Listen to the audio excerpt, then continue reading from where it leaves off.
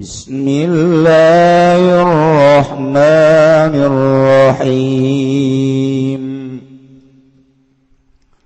Walamma raja'a Musa ila qaumihi ghabbana asifa qala bi'sa ma khalaftumuni min ba'di أعجلتم وألقى الألواح وأخذ برأس أخيه يجره إليه قال ابن إن القوم استضعفوني وكادوا يقتلونني فلا تشمت بي الأعداء ولا تجعلني مع القوم الظالمين. Allahu a'lam bimuradi. Walamma raja'a Musa lan samang-samang sababalik sapa Kangjeng Nabi Musa ila qaumi maring kaum Kangjeng Nabi Musa ghadbana hale bendung min jihatihim saking arah-arah kaum asifan halekang prihatin syadidal huzni tegese halekang sangat prihatin. Wala maka ngucap ya Kangjeng Nabi Musa lahum kadua kaum ngucap lapan bisa ma khalaftumuni iku sa'ala alane khilaf apa nema tegese khilafah bisa khilafatan tegese sa'ala alane khilafah apane khilafatan pagaweanane khalaftumuni kang migawe sira kabeh ni isun ha ing khilafah min ba'di saking sausane isun khilafatukum utawi pagawean sira kabeh hadhihi haitsu asyaqtum tawi ikilah khilafah iku sekira-kiranya kutuakeun sira kabeh ajiltu mana tangga gengagakeun sira kabeh amara rabbikum ing parentan pangeran sira kabeh wal qalal walan ibakeun ya Musa ing pirang-pirang uluk alwah Taurat di sepirang-pirang uluk Taurat godoban li rabbi na arah-arah penduli rabbi kena arah pangeran ini Musa mata kasarat maka nerima pecahya Allah wa akhadalan ngalap ya Kangjeng Nabi Musa birasi akhi kalawan sirah dulur lanang ya Musa aya bisyarihi tegese kalawan rambut akhi biyaminihi kalawan tangan tengene ya Kangjeng Nabi Musa walihiyatihi lan jenggote akhi bismalihi kalawan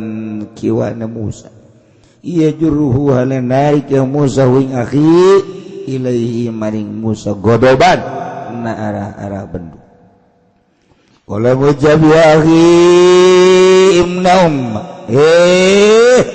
anak lanang mbok ingsun bikasil mimi wa patiha kalawan dan kasagan mim lan dan patagan mim macana ibna ummai arada ngarepakeun ya akhiyane Harun ummi ing mbok ingsun wa dzikruha a'tafa li qalbi lan utawi nuture kalimah ibna umma iku a'tafa kang ngalembutaken ya zikru ligal bihi kadue atine Kangjeng Nabi Musa indal kaum aisatuhun kaum istalapuni ku nganggap lemah ya kaum nisun wa kadulan para ya kaum korbu tegese maraki ya kaum yaqtulunan iku ngabunuh ya kaum nisun pala tusmit maka aja anda akan bunga sirah tu perih tegese aja anda akan bunga sirah bi kalawan isun ala ada yang pirang-pirang musuh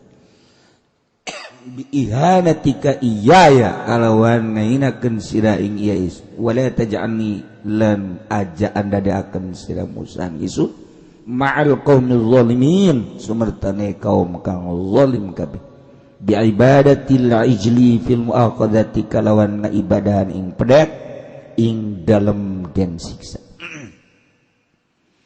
Qala rabbi fili wa li akhi wa adkhilna fi rahmatik wa anta arhamur rahimin.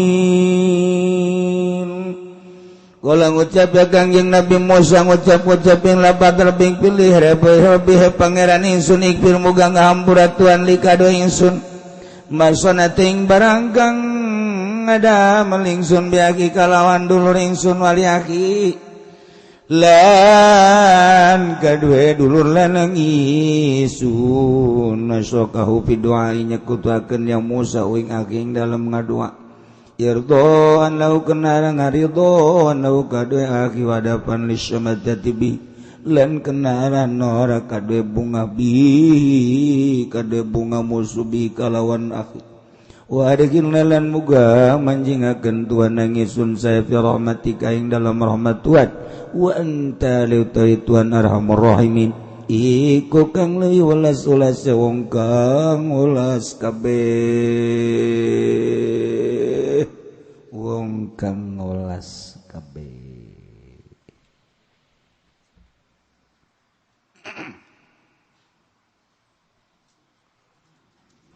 Masih kele nyaritakeun tentang kisah lalakon caritaan Kangjeng Nabi Musa alaihi salam.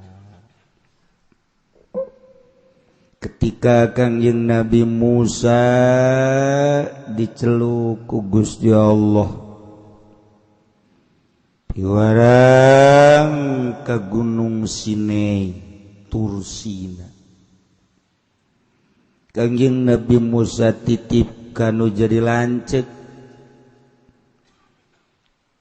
Kangjeng Nabi Harun namina titip umat kade ulah pudar tina nauhidkeun ka Allah tur ikhlas ibadah ka Gusti Allah larang jelema anu ibadah lain ka Allah.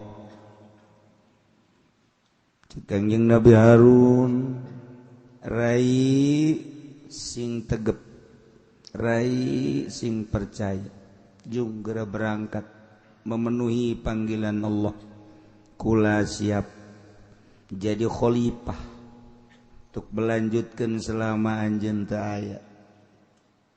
Ramah tamah Kangjeng Nabi Harun padahal lanceuk 3 tahun bedana jeung Kangjeng Nabi Musa. Kulantaran nyaho Kangjeng Nabi Harun teh bahwa Kangjeng Nabi Musa diangkat Rasul Allah. Kangjeng Nabi Harun sanajan lanceuk tawadu dipayuneun nu jadi adi. Nganggap kada kaluhuran derajat jeung pangkat nu jadi adi. Bekerja sama dakwah bebarengan mengakui keistimewaan Kangjeng Nabi Musa alaihi salam. Berangkatlah Kangjeng Nabi Musa selama 40 hari. Di tengah-tengah keberangkatan Kangjeng Nabi Musa ke Gunung Tursina munajat dibere oleh-oleh kitab Taurat. Anu utamana pisan Kangjeng Nabi Musa mukallamah jeung Gusti Allah. Tapi torojol aya Musa samiri mawa anak sapi menangieun tidak perhiasan kaum Kipti dilolohan ku taneuh menang nyokot tina urut tapak kuda Kangjeng malaikat Jibril alaihissalam faqabattu qabdatan min atharir rasul diwawalkeun sasada sageus sasada bisa leumpang padahal dijieun tina perhiasan logam tapi barang diwawalan taneuh eta jadi aya kulitan aya dagingan aya tulangan aya getihan sasada beuh mana herang luar biasa bagus luar biasa. Atuh Musa samiri ngabejaan ka kaumna, hei kaum,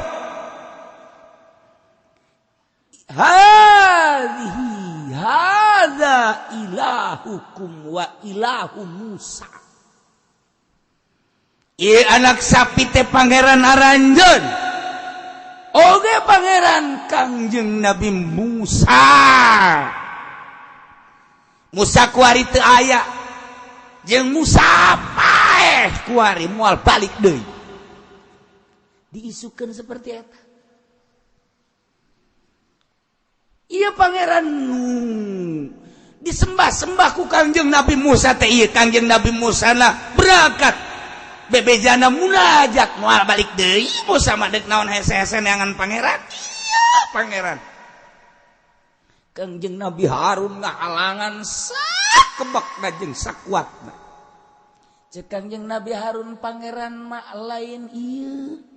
Pangeran mah mukhalafa lil hawadits. Alladzi khalaqas samawati wal ardh. Kangjeng Nabi Harun terus dakwah. Musa Samiri terus dakwah. Ngadu antara Kangjeng Nabi Harun sebagai khalifah jeung Musa Samiri nu mangeranan nyieun pangeran tina anak sapi. Kangjeng Nabi Harun seseleh. Seseleh Kangjeng Nabi Harun, eleh Kangjeng Nabi Harun. Masya Allah. Geus teu dianggap. Buruk berayak teh jelema kabeh ngimankeun ka anak sapi. Ya Allah, ya Rabbi, geus kos kitu bae teh lalakon pohara jasa. Kangjeng Nabi Musa na keur munajat selama 40 poe can balik diisukeun maot ku Musa Samiri moal balik deui. Sementara Kangjeng Nabi Harun teu boga kakuatan kumaha dakwah mah terus bae. Kuari ngagelok jelema percayana lain ka Allah tapi ka anak sapi, sujudnya na ka anak sapi, disembah anak sapi. Masya Allah, Masya Allah, Masya Allah. Kangjeng Nabi Musa turun ti gunung Tursina balik deui ka kaumna.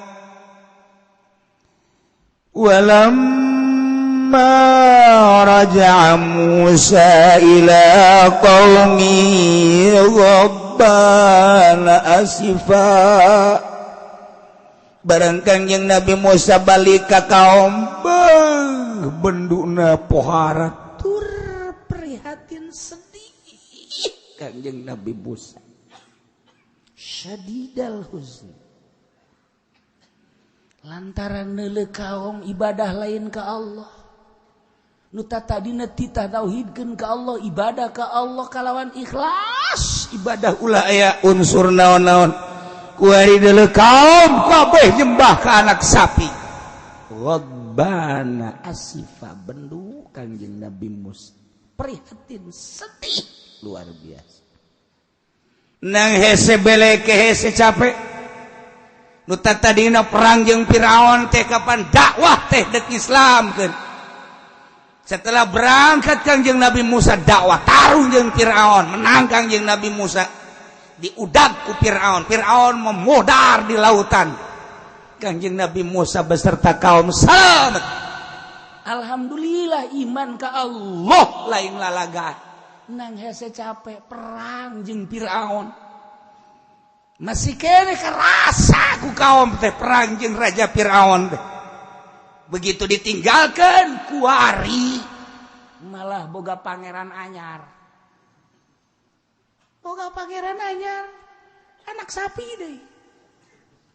Kangjeng Nabi Musa godeg kepala. Mentek cek Kangjeng Nabi Musa gola bisa ma khalaftumuni min ba'di.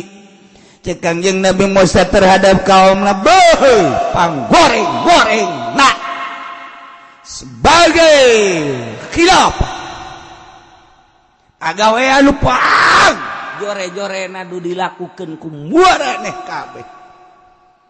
Mimba di sabada kaula selama 40 poe berubah. 40 poe doang ku berubah. Nu tadina geus jembah ka Allah, ibadah ka Allah. kuari malah ibadah ke anak sapi. Musyrik deui anjeun teh. A'ajiltum amra rabbikum. Apakah anjeun gegeraan kana perintahan pangeran aranjeun kabeh? Gegeraan bilu padahal Allah merintahkeun ka kaula sing hade umat. Maneh dipanggil heula ku kaula. Kula geus titip ka lanceuk kaula Kangjeng Nabi Harun. Jeung maneh tepan ku kula geus titipan Kang Deka. Kok make jeung gegeraan sagala maneh neangan pangeran sehingga keluar tina parentah pangeran Allah Subhanahu wa taala godeg kepala Kangjeng Nabi Musa. Di bahasa Arab aya ajalah aya surah. Aya ajalah ma ieu ta ajiltum, ajalah ngaranna at-taqaddumu ala syai' qabla waqtihi. Ngalaksanakeun hiji perkara memeh waktuna kan teu beres. Rambutan can asak geus dialaan dijual kan teu beres. Haseum pare encan koneng geus diala moal beres. Memeh waktu geus diala cara kuari mah baheula mah urang mun meuli buah darmayu aramis lantaran diala kolot bahkan diala asak. Kuari mah ngora keneh geus diorag. Duit bae geus duit haseum. Meuli buah darmayu urang haseum.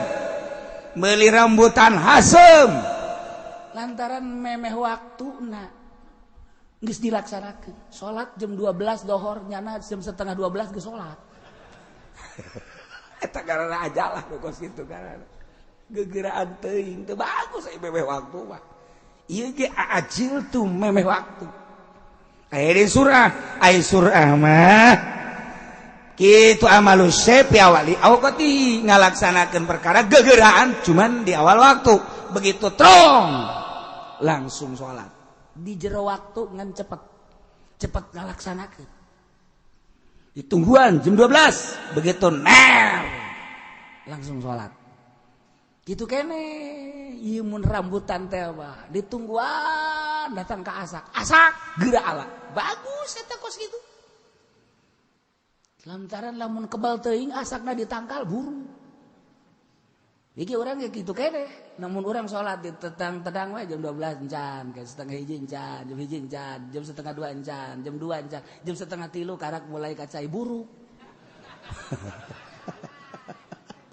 salat buruk eta tatori kaekeun teuing kudu mah begitu dah jam 12 teng atawa kuari jam 12 lewat seperempat teng langsung sholat bagus eta kos gitu. Kok lamun subuh mah. Subuh jam 7 tapi lain buruk. Cuma lain buruk mah. Jam 7 masih sareuri emang ngomong istiqomah jam didinya beureun. Tah eta buruk da geus parah jasa tah buruk da ge. Masyaallah. Ajalah memeh waktuna. Titah nungguan 40 poe doang kakarak 20 poe ka 30 poe geus berubah. Malah diisukeun Kangjeng Nabi Musa teh maot. Masya Allah mantap cek Kangjeng Nabi Musa bisa ma khalaqtumuni min ba'di a'jiltum amra rabbikum. Marah Kangjeng Nabi Musa gegeraan teh mana nyeun tindakan sehingga berubah pikiran mangeranan ke anak sapi. Kangjeng Nabi Musa wa alqal alwah cokot ku Kangjeng Nabi Musa ku marah-marahna. Taurat menang ti Gusti Allah. Nu tina loh tina papan-papan tina batu. Mun sakitu wedena ku Kangjeng Nabi Musa diangkat. Dibalangkeun ku Kangjeng Nabi Musa. Peupeus patakasar. Masya Allah. Iku marah-marahna Kangjeng Nabi Musa. Cuman marahna Kangjeng Nabi Musa godoban li rabbih benduna karena pangeran yana karena Allah Subhanahu wa taala. Urang makan marahna karena nafsu. Urang mah lamun aya awewe ditanya teu nembalan marah urang nafsu, tapi lamun awewe teu make jilbab baju seuri atuh biasa bae. Biasa bae urang mah milu seuri deui biasa. Aya awewe pingpingna kadeuleu ditanya ku urang teu nembalan, marah urang, bobong sia tolol sia. Tapi lamun ka urang nyuratan, we atuh happy-happy bae. Urang mah nafsu, selalu nafsuna naon. Nah, ieu Kangjeng Nabi Musa marahna karena Allah. Gagah Kangjeng Nabi Musa. Di samping Kangjeng Nabi Musa nyokot loh. Kemudian dibalangkeun pecah. Taurat teh. Wa akhadha bi rasi akhihi. Leungeun katuhu Kangjeng Nabi Musa nyampak. Nyekel kana hulu Kangjeng Nabi Harun nu jadi lanceukna. Buukna dicekel make leungeun katuhu. Leungeun kencana nyekel janggot Kangjeng Nabi Harun. Bayangkeun coba ku urang. Ya juru ilaihi ditarik ku Kangjeng Nabi Musa ka Kangjeng Nabi Musa dikieukeun. Teu eta upaya Kangjeng Nabi Harun. Kangjeng Nabi Musa mah buaga jasa diciptakeun ku Gusti Allah. Bahkan Kangjeng Nabi Musa mah lamun keur marah, yeuna ieu huluna ieu sirahna ieu kaluar haseup. Kaluar haseup Kangjeng Nabi Musa mah. Lamun keur marah teh ku buagah-gagahna haseup kaluar. Mentak paingan cek Kangjeng Nabi. Lamun urang keur marah berarti aya seuneu di awak urang. Seuneu ku dipareuman make cai. Diajar ku Kangjeng Nabi urang di pagahan urang lamun marah keur nangtung gegeran diuk. Urang marah ka sabae. Ulah aju tugas tulak cangke. Setan di dia wah goyang-goyangan. Hayo cak setan teh. Ulah. Tapi urang lamun keur marah diuk geura gitu. Rapih batal. Marah urang eueuh. Lamun diuk masih kene ngageter kene marah be, berarti seuneu aya kene di jero hate urang. Urang ngedeng. Lamun ngedeng masih marah kene be mandi. Tiis. Bener kok Nabi dititah. Mandi. Sahabat praktek, begitu marah ka hiji jelema inget ka ucapan Kanjeng diuk. Diuk masih marah kene be ngedeng. Ngedeng masih marah kene be mandi. Eueuh. Marahna eueuh. Eueuh maran tiis sebab seuneu antina adalah cai. Di awak urang aya seuneuan, pandian, beres. Nu bentak dina thariqah mah lamun peuting teh kan urang teh embung salat, urang teh embung wirid, aya setanan. Setan kan seuneu, pandian. Dina thariqah mah kos kitu pandian, jebur bae wasak. Seuneu pareung cak setan tiris.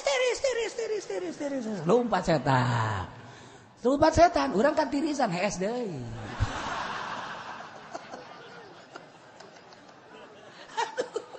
Setan datang deui, we tidur nih setan kan diciptakeun dina seuneu. Aya di awak urang panas, embung ngajakanna embung salat embung wirid embung maca Quran embung pandian kira ge. Pandian dengan penuh keyakinan ieu teh mandian seuneu nu aya di awak urang dipareuban beres seger. Lamun haju urang teu mandi atuh setan aya bae di awak urang. Embung urang. Atuh awak urang boga pikiran asana aing isuk gering ye. Boga pikiran mah aing di pandian kieu mah isukna gering. Sebab nuturkeun keyakinan urang gering. Tapi cakal keyakinan urang moal. Perintah Kangjeng Nabi ieu mah moal luar mah gering. Moal, urang geus direncanakeun sih. Dahar garoko hees atuh bener. Rencana urang teh bener. Tapi lamun aing dahar, tos dahar ngidup, ngarokok, salat. Moal. Tegep bae biasa, teu sesuai jeung rencana urang. Coba ge, pandian. Urang keur marah pandian. Tiis minimal wudu. Lamun urang marah langsung gegerean ngalawudu. Urang marah ka pamajikan, ulah di layanan atuh pamajikan mah kaleng rombeng. Teu pamajikan warung di layanan emang kumaha gitu. Wah, tuh malah eureun-eureun terus bae. Nya ngahing-hing bae. lamun can dibelikeun kongkorong teu terus bae. Ka dapur kongkorong, ka tengah kongkorong, ka kongkorong. Ajupan. Hees ge can dibelikeun kongkorong momorongkok. Kata ngomong we. Urang ngalah wudu bae, ngalah wudu urang. Abeh tiis. Kabeuli moal teh kongkorong maning wudu. Ngalah wudu tiis gawak urang. Nya nek ngomong naon teh ngomong naon aya urang tiis papan ngeunaheun. Ya tuh geunaheun anu mantak ribut ge pan urang marah, itu marah urang marah ribut. Kitu mah itu marah urang teh atuh mal ribut. Mal ribut ku nyana di peupuhan ieu teh daek marah teh naon teh daek marah. Aing mah hanya marah. Nyana teh. Urang ngalah wudu deui di dieu. Salamet. Lalu di pagahan urang ku Kangjeng Nabi urang, Kangjeng Nabi Muhammad sallallahu alaihi wasallam. Ieu Kangjeng Nabi Musa mah gagah. Ngedak waktu malakal maut datang. Assalamualaikum. Waalaikumsalam. Saya. Kula malakal maut. Naon? Hendak nyabot nyawa sambarang. Segala nyabot nyawa. Dek belah mana sih nyabot nyawa anak aing? Ayo.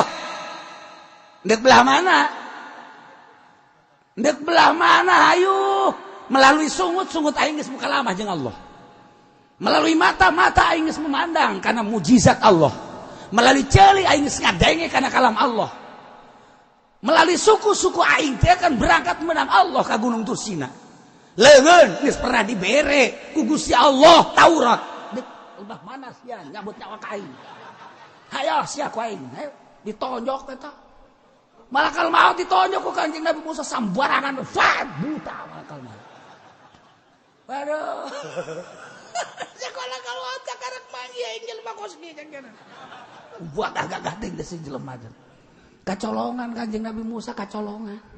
Kaya malakal maut bebeja ka Gusti Allah Gusti. Kunaon? Ulah buta.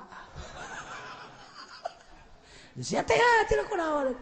Kusaha teh buta ku hamba Gusti ngaran Musa, kula kacolongan cepet biasa sakjana teh.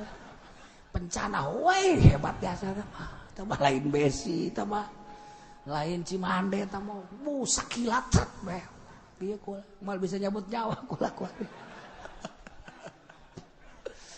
Aja ku Gusti Allah dicagerkeun deui. Cager. Alhamdulillah. Tugas beuneh laksanakeun deui. Kuari datangan deui Musa. Aduh. Kula ditonjok deui. Ulah sia datangan deui. Tanya. Kuari mah lain dek cabut nyawa gitu nanya. Dek hayang maut apa hayang hirup? Mun hayang hirup dek sabaraha taun lilana bejakeun cak Gusti Allah dek dituturkeun gitu. Dek dituturkeun ayo bejakeun. Tah mun kieu mah daek nyebut nyawa mah mung yakin teh. Sanggup. Malakal maut teh sanggup. Bagah jasa. Kanjeng Nabi Musa bahkan kadeuleuhurung lamun keur marah ieu nih. Sirahna kaluhur-hurung. Haran mentak Firaun eleh ge emang kumaha gitu. Saha nu bisa ngalawan Kanjeng Nabi Musa aja kos itu kaayaanana tuh. Bae diciptakeun ku Gusti Allah nabi nu panggagah-gagahna Kanjeng Nabi Musa. Ya Allah. Eta batu-batu. Pan eta teh naon karangaranna? Kitu Taurat. Apaan 7 meter panjangna. Batu 7 meter diangkat bae dibantingkeun. Marahnya na kumarah-marahna. Peupeus Taurat nu aslina. Gagah jasa. Urang mah mawa batu eta bae ge kali hiji dong. Mun berat jasa ya Allah. Kanjeng Nabi Musa 7 meter kebelah dituna diangkat ku sorang. Ya Allah. Ya malakal maut datang deh. Assalamualaikum. Salam mana deui?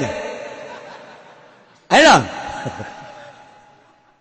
Kula maka dia kuari dek nanya. Dek maut apa yang hirup? Hirup. Wah, maka yang baik. Dakwah. Gusti Allah ngamanggakeun besi dek hirup mah. Bertahun. Titah cekel cenah sapi make dampal leungeun tepakeun ka sapi plek tah bulu sapi nuka tutupan ku telapak tangan hitung sabaraha ribu sabaraha juta nah eta didinya umur maneh sakitu yuk lamun geus beak eta mah pae jadi pae keneh pae jadi bakal pae naon hirup ge cek jaga tuh engke pae ku ari pae mending ku ari jeung cek balakal mah kok kiamat sih jadi asa-asa ada jambut nyawa beneran ya iya bener bedakan ka Gusti Allah mun engke paeh ku ari paeh mending ku ari mun kitu mah engke teu paeh tah terus paeh terus datang ka sorga bae geus mung paeh ai engke bakal paeh bagus beak ribuan tahun jutaan tahun eta teh dihitung misalnya 1 juta tahun engke na paeh keneh atuh mending ku ari nanaonan laporkeun ka Gusti Allah laporan dari malakal maut Gusti naon jayang kuari bae cenah hayang kuari bae tanya tuh hayu ulah ngalawan gitu ulah ngalawan wala kalot sih ya Allah teh si jelema gagah-gagah teh pohara wala kalot datang deui ka Assalamualaikum Waalaikumsalam hayang kuari bae tuh geura masang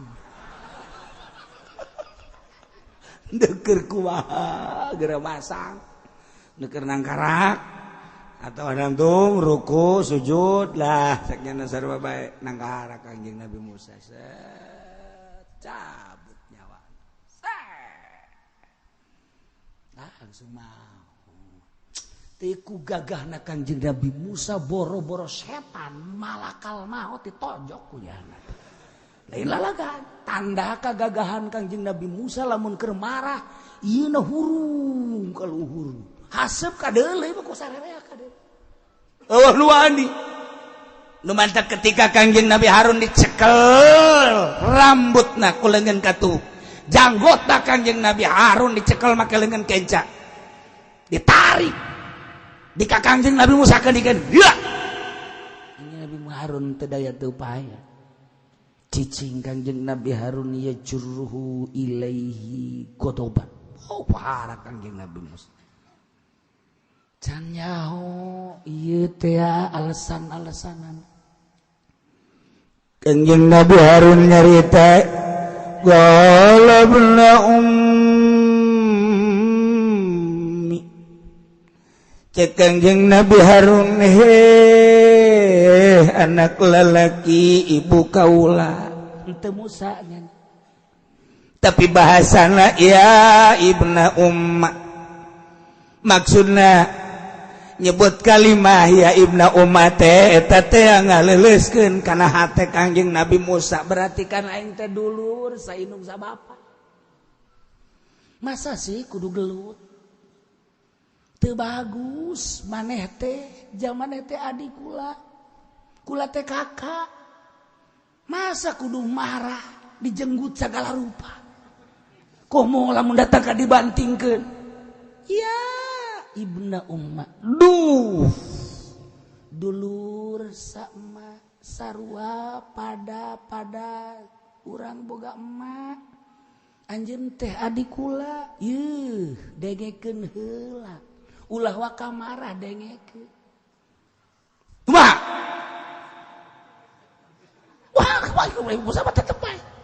coba terangkan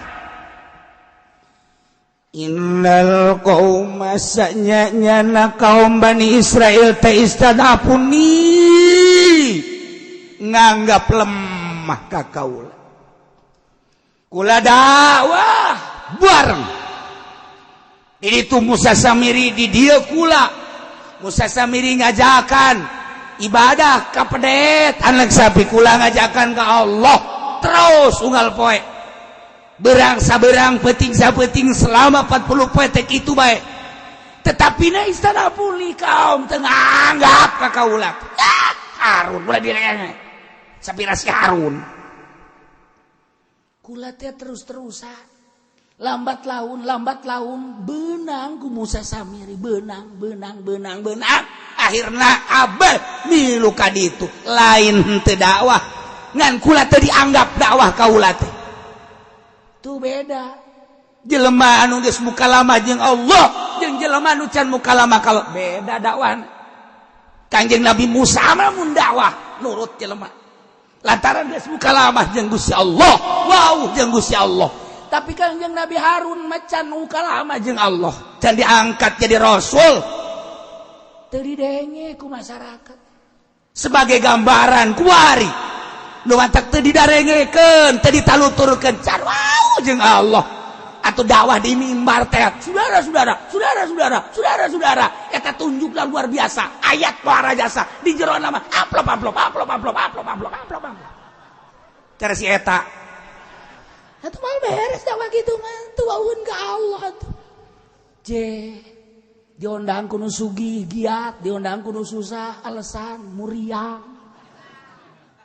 nu kumaha coba dibere amplop nak bodai maca kutub robani ge sabelah poe diondang be kuno susah aduh udah geus aya undangan deui cek cenah ka Cigaraksa kumaha coba eta mal beres anu kos gara itu mah dakwah teu wauh ka Allah moal sok terangkeun Al-Qur'an tapi maksudna di jero hatena dunia datang ka anu ngadengekeun bae ge jauh moal dituturkan ke masyarakat moal boro-boro masyarakat jauh masyarakat deket moal nuturkeun ku sebab naon can wauh jeung Allah cak masyarakat dasar wajeng aing tah mah beda saeutik doang nya pinter ngomong doang moal ditaluturkeun ku masyarakat tah contoh Kanjeng Nabi Harun keur can wauh jeung Allah sarua ngajak nauhidkeun ka Allah jeung Kanjeng Nabi Musa akur bahasana akur jeung Kanjeng Nabi Musa. Bahkan Kanjeng Nabi Harun melalui piawai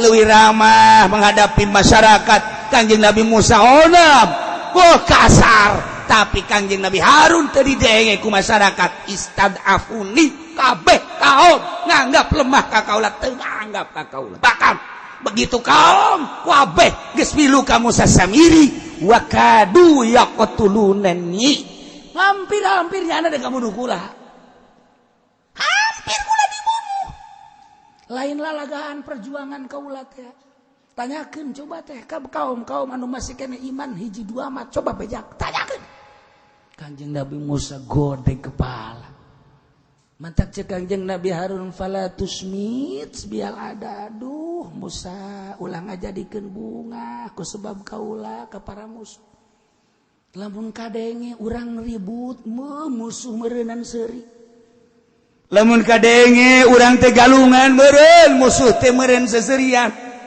ongkos kuari negara Islam jeung negara Islam terribut atuh kan kafir seseurian geus puguh Baghdad hancur geus puguh Turki hancur geus puguh Suriah hancur tambah deui Yaman hancur kuari Saudi Arabia hampir-hampir sakedeung deui perebut jabatan negara Islam keur diacak-acak dipilih deui terus Suriah terus-terusan geus sabaraha ribu masyarakat nu paeh geus puguh di Baghdad terus di Yaman terus kuari menuju Saudi Arabia Makkah terus kan kafir seserian Islam jeung Islam ribut seserian nah ieu ge fala tusmit bial ada Musa umat ulah ngajadikeun bunga ka musuh ku sebab gara-gara ieu urang masing damai bae wala taj'alni ma'al qaumi zalimin ulah ngajadikeun anjeun ka kaula ma'al qaumi zalimin serta kaum nu zalim kaula dianggap kaula teh ieu babarengan jeung kaum nu zalim ulah nahanan luar biasa andai kata deuk disiksa menta ka Gusti Allah ulah dihijikeun jeung jelema-jelema itu jak kula mah tetep dakwah teh barang penting terus bae Kanjeng Nabi Musa ngalengis ka Gusti Allah setelah Kanjeng Nabi Musa nyaho karena perjuangan Kanjeng Nabi Harun teh horenganan teu lalawara setelah ku Kanjeng Nabi Musa ditaliti horenganan Kanjeng Nabi Harun teh teu lalagaan dakwah teh pohara pisan ngan dakwahna teu dianggap ku kaumna bahkan hampir dibunuh Kanjeng Nabi Harun teh idinya dipeluk Kanjeng Nabi Harun ku Kanjeng Nabi Musa kakak hampura kula hampura tuh batur mah mun diurang silih bacok gara-gara sameter tanah silih bacok diurang teluh geus sing kalayang endog sing ngaliber endog. Kanjeng Nabi Musa mah baraso teh karena Allah encan nyaho kana alasan-alasanana. Setelah nyaho kana alasanana ditangkep dipeluk ku Kanjeng Nabi Musa ka kahampura. Cek Kanjeng Nabi Harun kula mah teu ieu. Jak kula berjuang teh lain lalagaan, ngan kula mah saking kakuatanana bae atuh. Tah ti dieu lah barometer dakwah. Memeh ngadakwahan batur dakwahan heula awak sorangan. Memeh ngawaukeun ka Allah waukeun heula awak urang ka Gusti Allah sorangan. Memeh ngajakan tahajud ti peuting urang heula tahajud. Lamun urang ngajakan tahajud ka masyarakat, urangna tilok tahajud ngajebian masyarakat.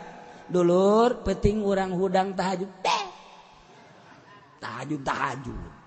Dulur ulah teu tahajudnya sanajan 2 rakaat. Nonggengnya na prut gitu. Tahajud ceuk teh. Itu wese nyahoeun ka ambe naon anu dibubuy naon anu dipais engketa kapan aya haseupna ka ambe anu dipais teh ieu teh daging hayam ka ambe seungitna anu dipais teh ieu teh lauk peda ka ambe seungitna nu dipais tai ucing ka ambe haseupna haseum cek masyarakat sarua manusia ge dakwah hasem teh ucing ge mah ye. Anu dakwah saudara-saudara sekalian, hati-hati kita harus mencintai agama. Hati-hati kita harus mencintai fakir miskin, tapi ka ambeuna hasem. Ku masyarakat hasem, ka ambeuna hasem. Sebab naon nyanana henteu. Nyanana henteu hasem bae teh ucing ge mah nu kos kieu mah. Tuh, wawukeun heula urang ka Allah, memeh ngawawukeun masyarakat ka Allah. Tafakur heula urang memeh beja ka batur nitahan tafakur. Muraqabah heula urang ka Allah, memeh nitahan muraqabah ka batur. Lamun urang nitahan sedekah urang heula sedekah. Lamun urang nitahan salat duha ka batur urang heula sing bener salat duhana. Lamun urang nitahan tahajud ka batur urang heula tahajud. Lamun urang nitahan maca sholawat ka batur urang heula maca sholawat. Nu mantak batur ka urang dararatang menta ijazah sholawat ka ambe irung batinnyana urang kesok maca sholawat. Nu mantak batur hayang ijazah dikir ka urang ka ambe ku irung batinnyana urang kesok dikir. Lamun urangna tilok baca sholawat dibere ge ya dulur kula ngaijazahan sholawat sia bae baca bego nitah-nitah ka aing sia bae heula tuh masyarakat dia kos gitu hasem ka ambeun ini urang di ngaijazahkeun batur set ijazah bae dicokot bae suratna dipegang bae moal kunaon mah teu percaya aing tuh masyaallah ku gagahna Kanjeng Nabi Musa alaihi salam sehingga kehebatan Kanjeng Nabi Musa nu tadi didongengkeun pohara maka kaleleyan Kanjeng Nabi Harun pohara jasa. Sakitu dimarahan ku Kanjeng Nabi Musa, Kanjeng Nabi Harun tetap tenang. Maka ayat ieu bisa digunakeun paranti muka kunci. Lamun kunci batur nutup eueuh kuncian ku urang dibuka bacakeun ayat ieu. Baca ayat ieu. Bisa pakai maling ku urang.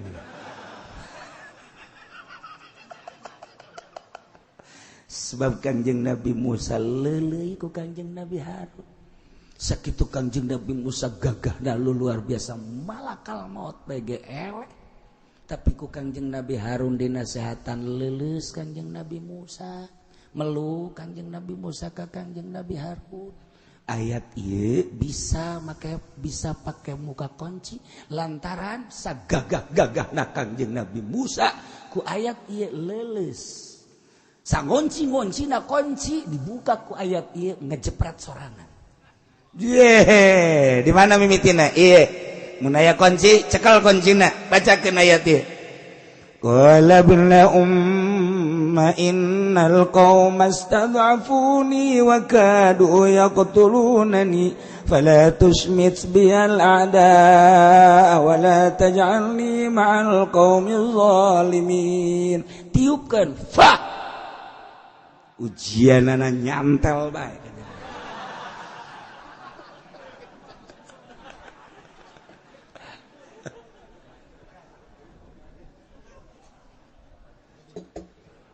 kudu kumaha tuh kiai mun hayang manjur puasaan heula. Sabaraha poe kiai puasana teu lila 100 poe. Tuh siapa dibere puasa 100 poe ngajoak. Bau budak paeh hasan aing mah. Macanna sabaraha kiai moal dibejakeun. Tetep kudu aya riyadhah khusus ngan ieu menyaritakeun ayat ieu bisa digunakeun paranti muka kunci. Ke mun deuk perang karak diturunkeun. Can perang moal bisa. Maksudna muka kunci naon? Lamun aya senjata Amerika anu ngonci nu mantap kuari dardur senjata Amerika bisa dikunci kuncina bisa dibuka ku ayat ieu.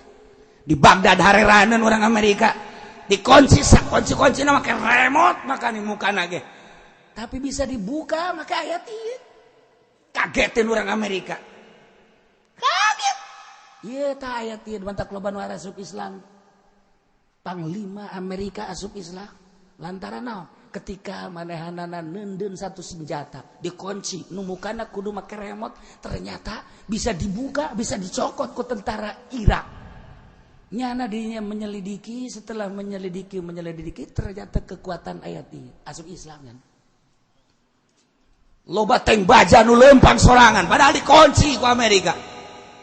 Dikunci teu bisa sembarangan. Bacakeun ayat ieu ku tentara Amerika, ku tentara Irak.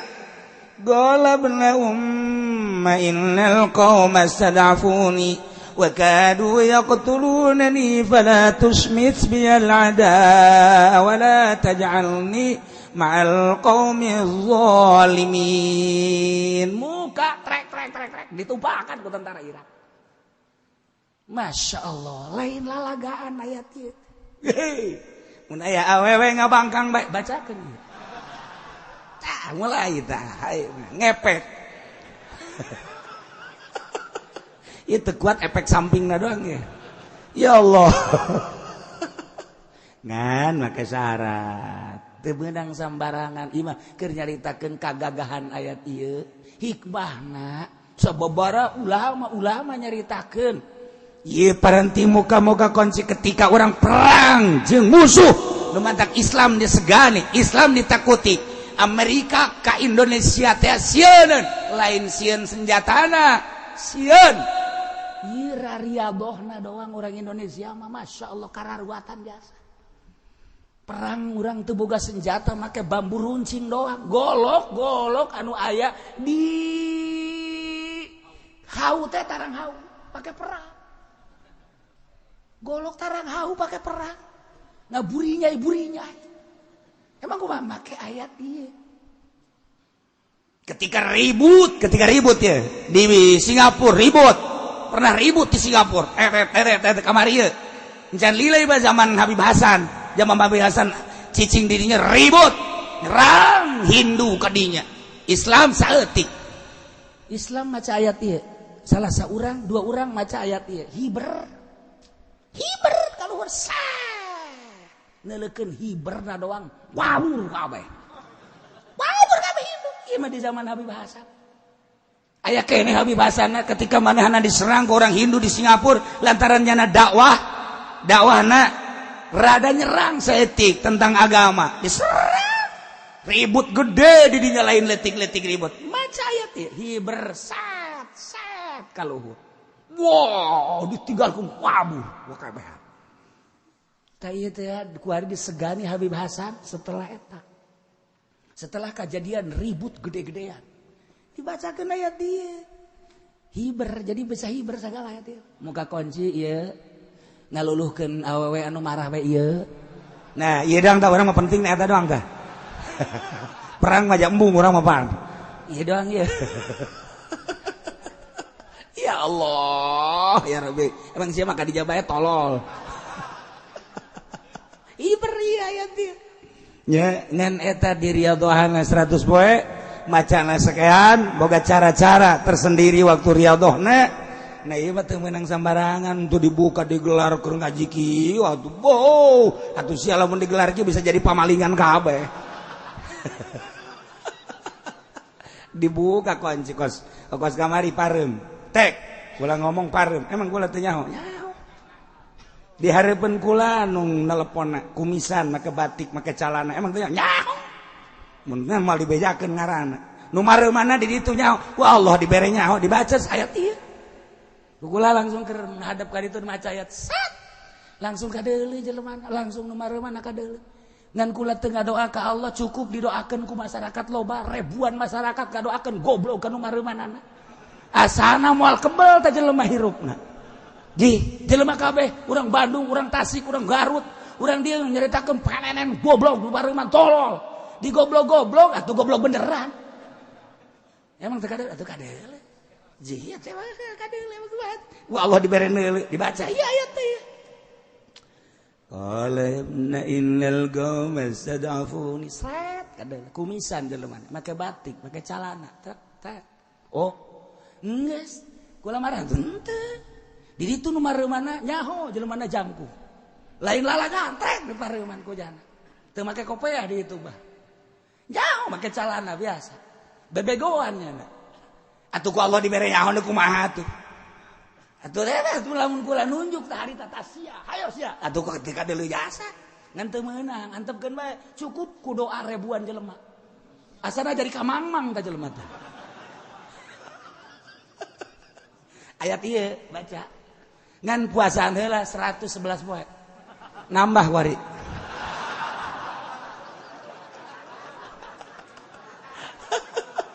nambah wari 111 poe bahkan 113 poe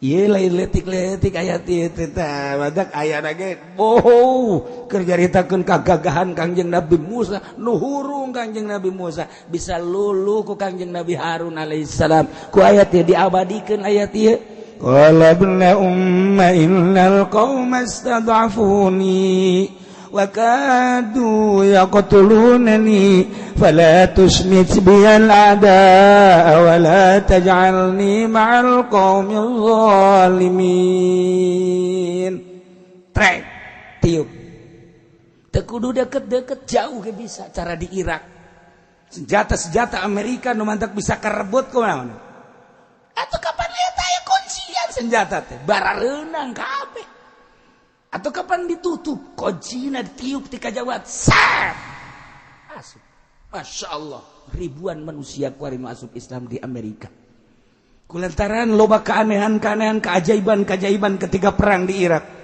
sanajan ayeuna di Suriah ngan hanjakalna di Suriah mah Islam jeung Islam Yaman Islam jeung Islam ISIS ieu dihanjakalkeun teh seperti ieu rada keanehan mah aya lamun jeung kafir nonjol jasa bakal lain lalagaan zaman urang baheula keur ngalawan Belanda wah jasa keanehan-keanehan ayat-ayat dibacakeun geus ente mah ulah mikiran riadoh ulah mikiran naon geus pokona perang datang ka kiai beres engke disuntikan naonan disuntikan peler Kiamat daerun eta kan nyuntikan peler jelema. Begitu perang kabeh kasieun datang ka nyana. Ulah sieun cenah. Nyokot. Kitu cucuk kali age cokot. Prosotkeun calanana. Suntik. Suntik disuntikan pelerna. Wow, gagah sakumaha kuda sander. Wow, atuh pamajikan lagi bungahan jaga-agah. Pan pamajikan teh mun lasalake puluh ya peler terus apa nya na salaki puluh ya peler. Wah, lamun gagah kakarak. Wih, kakarak cenah kuda ieu bener ieu. Suntik. Maka ayat bismillahirrahmanirrahim. Gagah. Enggeus. Sebab naon? Riadoh kakarak dibere 113 poe bae geus. Wow. Asana meme anggeus bae aing ieu. Atuh geus bae nu riadona mah wali kajeun. Urang mah ge datang we ka nyana. Supaya gagah suntik make kali age. Mun teu gagah pae.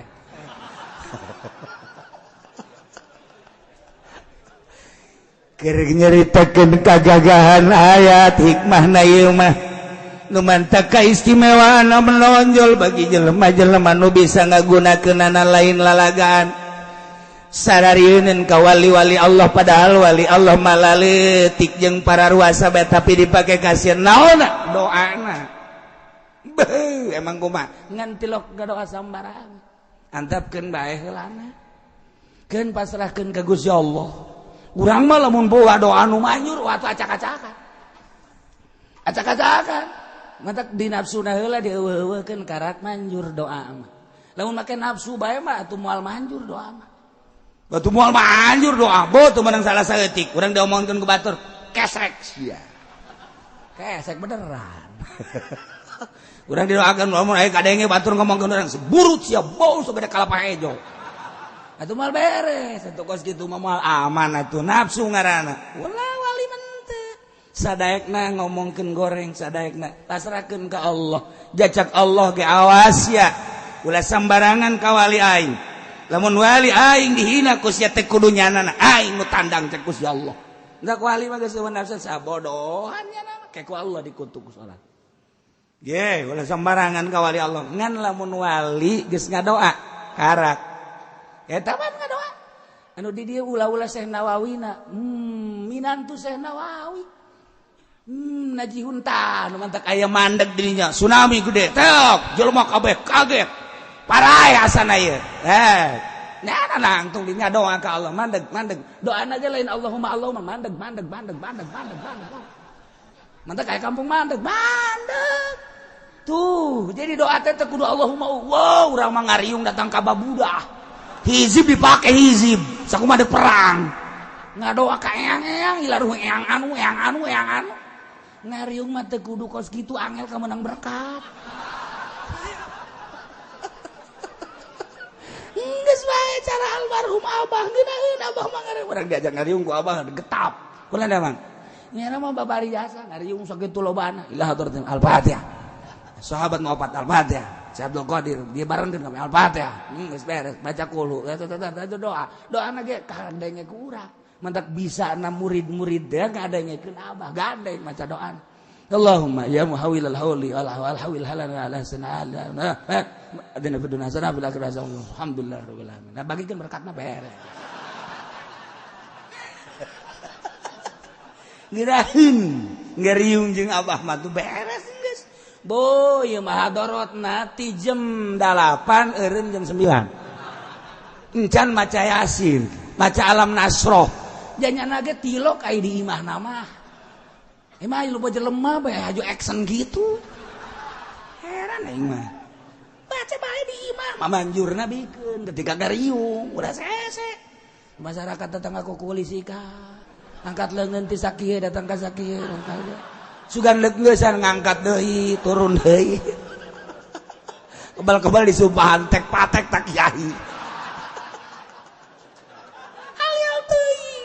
Masya Allah sorangan dek angel mah sorangan nah iya ayat lain lalagan mantap Kangjeng Nabi Musa ngadoa ka Gusti Allah qala rabbi firli wa li akhi wa adkhilna fi rahmatika wa anta arhamur rahimin Kangjeng Nabi Musa Rabbi he pangeran abdi ighfir muga Gusti ngahampura ka abdi kana kalakuan abdi pagawean abdi terhadap dulur abdi jeung sangka-sangka salah abdi wali akhi jeung muga ngahampura Gusti ka dulur abdi nu ngaran Harun dihijikeun ku Kangjeng Nabi Musa pasti Kangjeng Nabi Musa makan geus muka lama jeung Allah wau jeung Allah pasti diijabah Ya Rabbi ya pangeran abdi ighfir muga ngahampura Gusti lika abdi kana kasalahan abdi terhadap dulur abdi oge wali akhi jeung muga Gusti ngahampura ka dulur abdi yane Kangjeng Nabi Harun wa adkhilna Gusti muga Gusti ngasupkeun ka abdi sadaya abdi Kangjeng Nabi Harun oge umat-umat abdi pi rahmatika dina rahmat Gusti ja Gusti maka panluanta arhamur rahimin pangulas-ulasna anu warlas kabeh tandingna kawelasan Gusti bere kawelasan Gusti ka abdi sadaya Gusti ieu hebatna Kangjeng Nabi Musa alaihi salam ngadoa di kisah ieu mah can mentana naon di kisah engke di surat Toha mah dipangmentakeun pangangkatkeun kakak abdi supaya jadi nabi mantak diangkat teh pamenta Kangjeng Nabi Musa engke di surat Toha engke bakal dicaritakeun asa nu kolot pemal kaburu ya panjang kene wan angel kene ka surat Toha anu ngadoa Kangjeng Nabi Musa ya Allah masa abdi wungkul nu diangkat jadi nabi jadi rasul ai dakwah babarengan jeung kakak abdi atuh angkat bae mantak dakwah kakak abdi ge jadikeun nabi jadikeun rasul pohara Kangjeng Nabi Musa henteu sosoranganna nah maka ku Gusti Allah diangkat kapan Kangjeng Nabi Harun teh jadi nabi deui tah ketika can diangkat jadi nabi can wauh jeung Allah lemah Kangjeng Nabi Musa dakwah Kangjeng Nabi Harun dakwah bahkan teh dianggap ku masyarakat mantak dakwah wauhkeun heula diri urang ke Allah ke jelema teu kudu dikumaha-kumaha urang nyampekeun naon bae ge urangna geus wau jeung Allah seakan-akan urang teh perintah Allah ketika urang seakan perintah Allah jelema nurut sebab lain diparentah ku kiai diparentah ku Allah kitulah Kangjeng Nabi Musa alaihi salam jeung Kangjeng Nabi Harun alaihi salam mantak dihijikeun doana qala Kangjeng Nabi Musa rabbi firli wa li akhi wa adkhilna fi rahmatika wa anta arhamur rahimin innal ladzina wallahu a'lam